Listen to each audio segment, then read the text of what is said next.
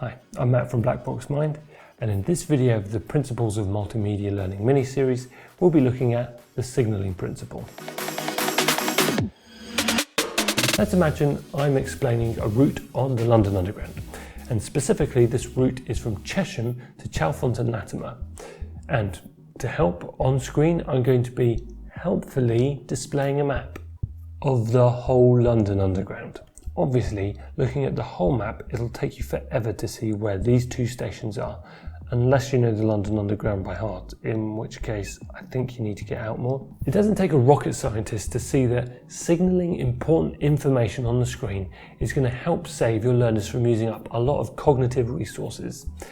But what's not so obvious is that there are actually a number of different ways of doing this signalling of important information, which we'll cover in a minute. You're still wondering where those two stations are, aren't you? Well, Chesham is here and Chalfont and Latimer is all the way over here.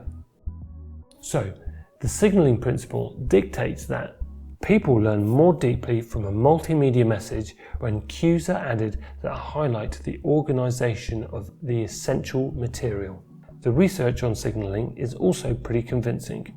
Experiments were conducted with and without signalling of important information. 25 times out of 29, the students that received learning material with signalling performed better on transfer tests, convincingly supporting the signalling principle.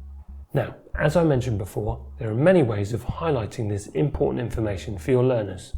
With text, the clear use of headings, subheadings, and highlighted keywords provide a visual hierarchy of information on screen.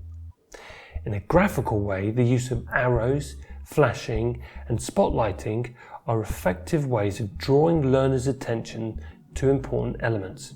Even the way you speak can draw attention to important information in a sentence. For example, you could try stressing keywords in a sentence, or using pointer words such as first, second, and third. In any case, these are all methods for drawing attention for important and key information that your learners need to know. And with that, we come to the end of the signalling principle.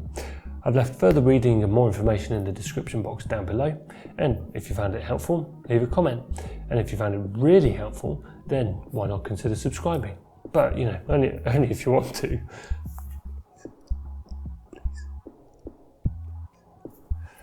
In any case, the next video in the mini-series is the redundancy principle. I'll see you there.